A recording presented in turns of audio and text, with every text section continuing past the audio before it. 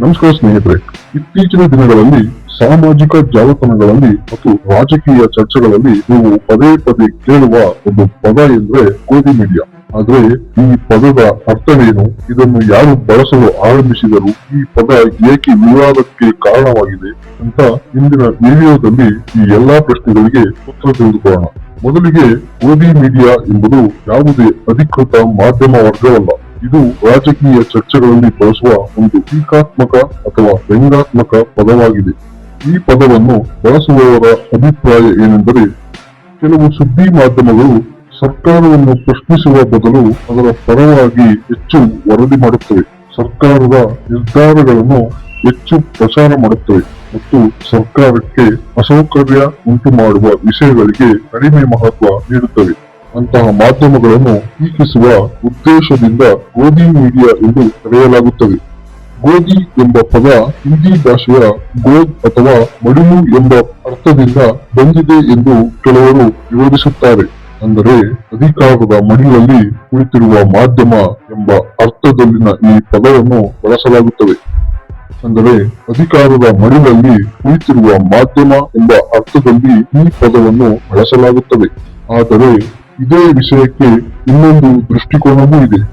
ಈ ಪದವನ್ನು ಒಪ್ಪದವರು ಹೇಳುವುದು ಏನೆಂದರೆ, ಯಾವುದೇ ಮಾಧ್ಯಮವನ್ನು ಸಾಕ್ಷ್ಯವಿಲ್ಲದೆ ಗೋಧಿ ಮೀಡಿಯಾ ಎಂದು ಕರೆಯುವುದು ಸರಿಯಲ್ಲ. ಪ್ರತಿಯೊಂದು ಮಾಧ್ಯಮ ಸಂಸ್ಥೆಗೆ ತನ್ನದೇ ಆದ ಸಂಪಾದಕೀಯ ನೀತಿ ಇರುತ್ತದೆ.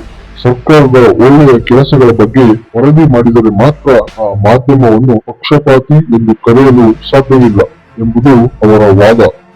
ಇನ್ನೊಂದು ಪ್ರಮುಖ ವಿಚಾರವೆಂದರೆ, ಪ್ರಜಾಪ್ರಭುತ್ವದಲ್ಲಿ ಮಾಧ್ಯಮದ ಪಾತ್ರ ಬಹಳ ಮಹತ್ವವಾಗಿದೆ. ಮಾಧ್ಯಮವು ಸರ್ಕಾರದ ಒಂದು ಒಳ್ಳೆಯ ಕೆಲಸಗಳನ್ನು ಜನರಿಗೆ ತಿಳಿಸಬೇಕು, ಅದೇ ಸಮಯದಲ್ಲಿ ತಪ್ಪುಗಳಿದ್ದರೆ ಪ್ರಶ್ನಿಸಬೇಕು.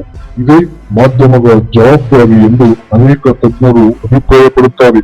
ಇಂದು ಕೇವಲ ಟಿವಿ ಚಾನೆಲ್ಗಳು ಮಾತ್ರವಲ್ಲ, ಯೂಟ್ಯೂಬ್, ಫೇಸ್ಬುಕ್, ಎಕ್ಸ್ ಮತ್ತು ಇನ್ಸ್ಟಾಗ್ರಾಂನಂತಹ ಸಾಮಾಜಿಕ ಜಾಲತಾಣಗಳಲ್ಲಿಯೂ ಸುದ್ದಿಗಳು ಹರಡುತ್ತಿವೆ. ಈ ಕಾರಣದಿಂದ ಪ್ರತಿಯೊಬ್ಬರು ಒಂದೇ ಮೂಲವನ್ನು ನಂಬುವುದಕ್ಕಿಂತ ವಿವಿಧ ಮೂಲಗಳಿಂದ ಮಾಹಿತಿ ಪರಿಶೀಲಿಸಿ ನಂತರವೇ ತೀರ್ಮಾನಕ್ಕೆ ಬರಬೇಕು. ಇಂದಿನ ಕಾಲದಲ್ಲಿ ಒಂದೇ ಘಟನೆಯ ಬಗ್ಗೆ ಬೇರೆ ಬೇರೆ ಮಾಧ್ಯಮಗಳು ವಿಭಿನ್ನ ರೀತಿಯಲ್ಲಿ ವರದಿ ಮಾಡಬಹುದು. ಆದ್ದರಿಂದ ಯಾವುದೇ ಸುದ್ದಿಯನ್ನು ನೋಡಿದ ತಕ್ಷಣ ನಂಬುವ ಬದಲು ಅದರ ಮೂಲ ಏನು, ಅಧಿಕೃತ ಮಾಹಿತಿ ಇದೆ, ಇತರ ವಿಶ್ವಾಸಾರ್ಹ ಮಾಧ್ಯಮಗಳು ಏನು ಹೇಳುತ್ತಿವೆ ಎಂಬುದನ್ನು ಪರಿಶೀಲಿಸುವುದು ಮುಖ್ಯ. ಹೀಗಾಗಿ ಗೋಧಿ ಮೀಡಿಯಾ ಎಂಬ ಪದವು ಒಂದು ರಾಜಕೀಯ ಟೀಕೆಯ ಪದವಾಗಿದೆ. ಇದು ಯಾವುದೇ ಕಾನೂನುಬದ್ಧ ಅಥವಾ ಅಧಿಕೃತ ವರ್ಗೀಕರಣವಲ್ಲ. ಕೆಲವರು ಇದನ್ನು ನ್ಯಾಯಸಮ್ಮತ ಟೀಕೆ ಎಂದು ಪರಿಗಣಿಸಿದರೆ, ಇನ್ನು ಕೆಲವರು ಇದು ಮಾಧ್ಯಮಗಳನ್ನು ಹೀಯಾಳಿಸಲು ಬಳಸುವ ಪದ ಎಂದು ವಾದಿಸುತ್ತಾರೆ. ಕೊನೆಗೆ ಯಾವ ಮಾಧ್ಯಮವನ್ನೇ ನೋಡಿದರೂ ನಾವು ಪ್ರೇಕ್ಷಕರಾಗಿ ವಿಮರ್ಶಾತ್ಮಕವಾಗಿ ಯೋಚಿಸುವುದು ಮುಖ್ಯ. ಒಂದೇ ಮೂಲದ ಮಾಹಿತಿಯನ್ನು ಅವಲಂಬಿಸದೆ ಹಲವು ವಿಶ್ವಾಸಾರ್ಹ ಮೂಲಗಳಿಂದ ಮಾಹಿತಿ ಪರಿಶೀಲಿಸಿ ನಮ್ಮದೇ ಆದ ಅಭಿಪ್ರಾಯ ರೂಪಿಸಿಕೊಳ್ಳುವುದು ಉತ್ತಮ. ಈ ವಿಷಯದ ಬಗ್ಗೆ ನಿಮ್ಮ ಅಭಿಪ್ರಾಯವೇನು? ಗೋಧಿ ಮೀಡಿಯಾ ಎಂಬ ಪದದ ಬಳಕೆ ನ್ಯಾಯಸಮ್ಮತವೇ ಅಥವಾ ಅದು ಅನಗತ್ಯ ರಾಜಕೀಯ ಬೇಬಲ್ಲವೇ? ನಿಮ್ಮ ಅಭಿಪ್ರಾಯವನ್ನು ಕಮೆಂಟ್ ನಲ್ಲಿ ತಿಳಿಸಿ. ಈ ವಿಡಿಯೋ ಇಷ್ಟವಾದರೆ ಲೈಕ್ ಮಾಡಿ, ಶೇರ್ ಮಾಡಿ ಮತ್ತು ನಮ್ಮ ಚಾನೆಲ್ ಅನ್ನು ಸಬ್ಸ್ಕ್ರೈಬ್ ಮಾಡಿ. ಧನ್ಯವಾದಗಳು.